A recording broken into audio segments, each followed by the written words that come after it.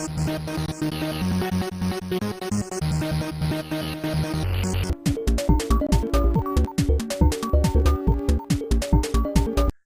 McFur in the Crescent Galaxy was the only title available at launch, other than the Cybermorph packing game.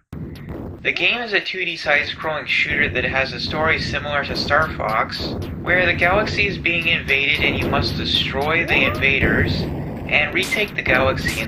The game honestly seems to be a 2D version of Star Fox.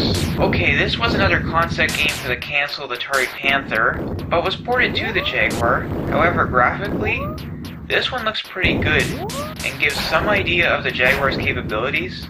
You start by picking a planet, and you hear some decent game music, and then you start a stage, and yes, unfortunately again, no in-game music. You pilot a ship and graphically the ship looks pretty good, and despite this being a 2D game, there are some 3D animations.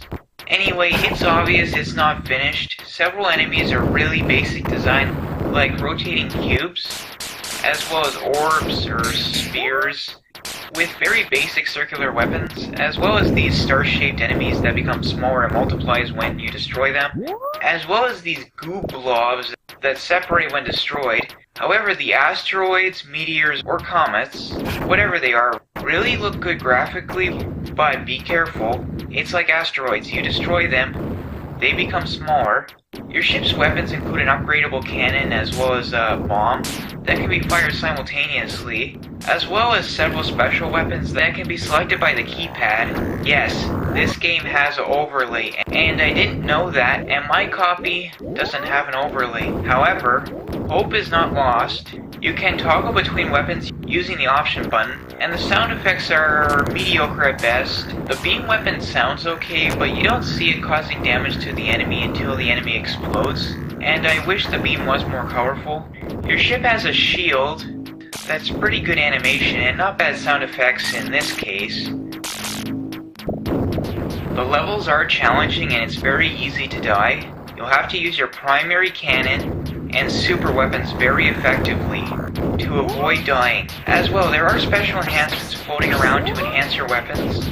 Once you get past the stage, you face a final boss that is 2D/3D, and it gives you a pretty good challenge. Graphically, the bosses look pretty good, and there are some interesting design choices for each boss.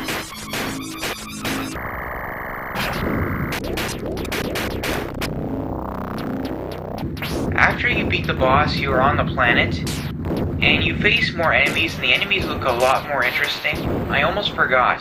The backgrounds look really well done, very high resolution, and very colorful. Definitely gives a decent indication of the Jaguar's capabilities. I am giving this game a B-. Graphically, it does look really good between the backgrounds and asteroids, but is obviously not finished from the basic designs of some enemies and no in-game music, and this could have been a really good multiplayer. If you're looking for a decent shooter on the Jaguar, then this is an okay choice, especially in the area of graphics, and it can be enjoyable.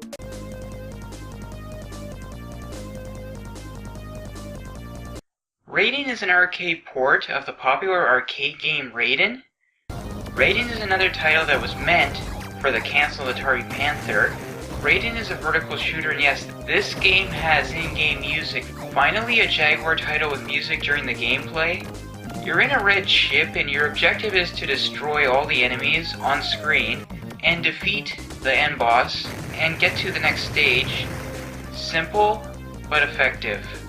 You can move left to right, as well as up and down, and you start with a simple machine gun, but you also have several powerful bombs that produce excellent colorful explosions. You are able to upgrade your weapons by destroying certain enemies and collect special power-ups. And you can get more rapid-fire weapons as well as dual weapons firing simultaneously. The enemies look really detailed, and the stages are pretty colorful. I won't deny the game is very challenging, and people complain that there are too many enemies on screen, but I find that's not a problem. A lot of people say that the second Jaguar controller is the most useless peripheral for the Jaguar, but with Raiden, this proves them wrong. because you have simultaneous co-op multiplayer. And me and a friend tried the multiplayer and found it very fun and enjoyable. The game got slammed by both people and reviewers upon its release, and it's extremely unjust and not deserved. I don't have the PlayStation version of this game that's considered better, but I looked at footage of it, and I don't see anything better over the Jaguar version. And I think the Jaguar version looks better. As well, complaints have been made about the game having difficult controls, but again, I don't see any control problems with the game. I am going to give Raiden a solid A in my book. Raiden is well balanced from good gameplay as well as decent graphics, as well as excellent power-ups and good controls, as well as good in-game music, and having the option of multiplayer makes the game that much more enjoyable. In the end, if you're looking for a solid vertical shooter and a decent title that's multiplayer, then Raiden is definitely a good choice. Oh yes, time to play some kick-ass Tempest 2000. Tempest 2000 was a major hit game for the Atari Jaguar, and rightfully so. Tempest 2000 is an updated port of the classic arcade hit, Tempest.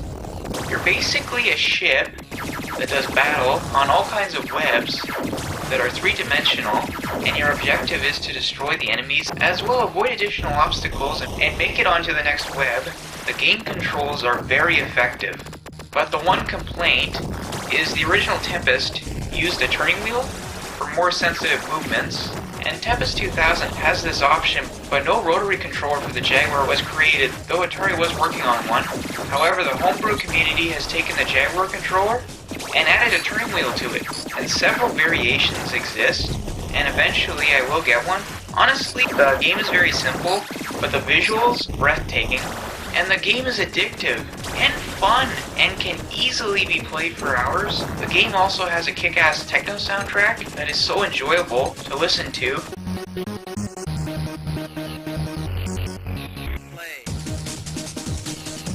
There are other play modes, including Traditional, which is basically the original Tempest without the updated visuals.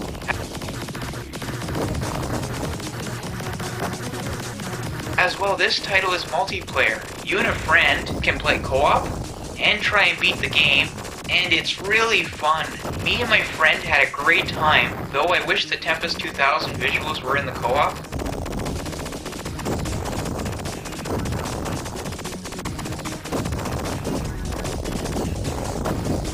And there's another gameplay option where you can play dual Tempest, and your objective is to simply eliminate the other player.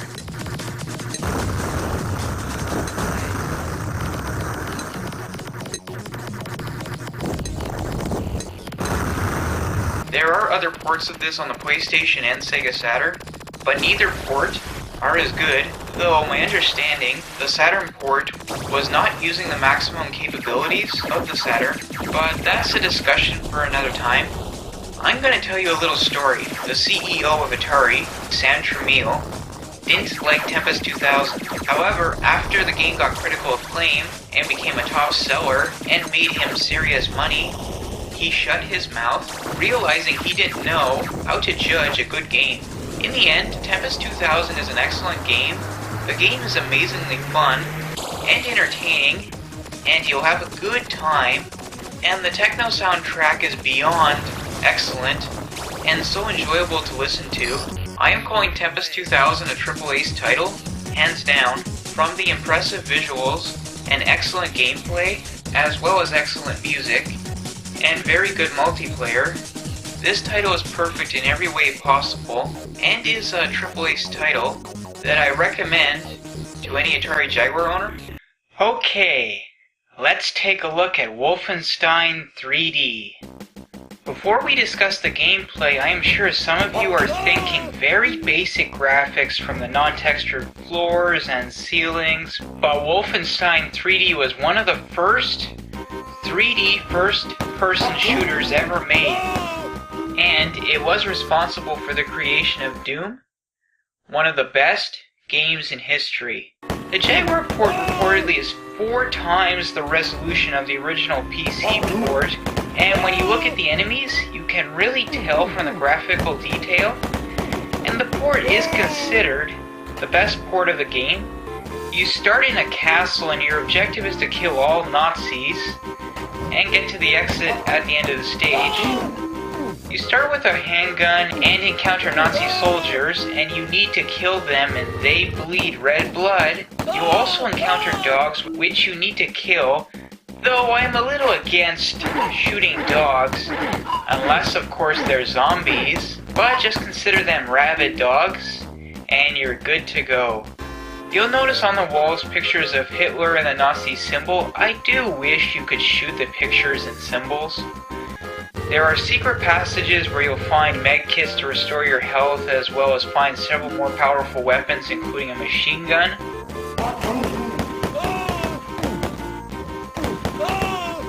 And some Doom-style weapons were added to this port, including the chain gun, which is very effective, and a rocket launcher that just kicks butt.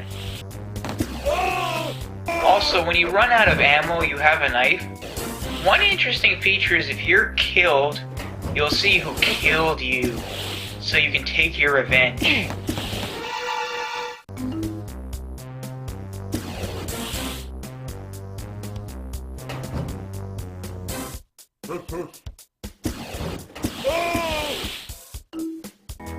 Also, you need to collect keys to unlock exits in special areas.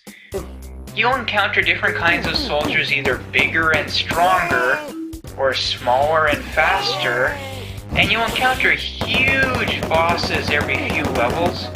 The music score is very effective for this game, and it will keep you on your toes. The game does have some controversy, and is banned like most other ports in Germany because of Nazi propaganda in the game. In the end, I am giving this game a B+. It would be an A+, but there are some issues, like you can't change your weapons, and you're stuck with the strongest weapon until it runs out of ammo. As well, while the original port does not have textured floors or ceilings, I feel with the Jaguar's stronger hardware, they should have added textured floors and ceilings to the game. And I almost forgot, you can save your progress, and the game does have an overlay which I don't have, but it's really useless. In the end, this is a solid port, and the graphics are really good for Wolfenstein 3D, and the enemies look really good, as well as solid weapons and good sound effects, as well as a good music track and a very fast frame rate, and the controls are spot on. This is the best port of the game in my opinion, and is a solid title to get for the Jaguar. Tune in next time as we take a look at the mighty Alien vs. Predator for the Atari Jaguar. This is the Entertainment Wizard, signing off.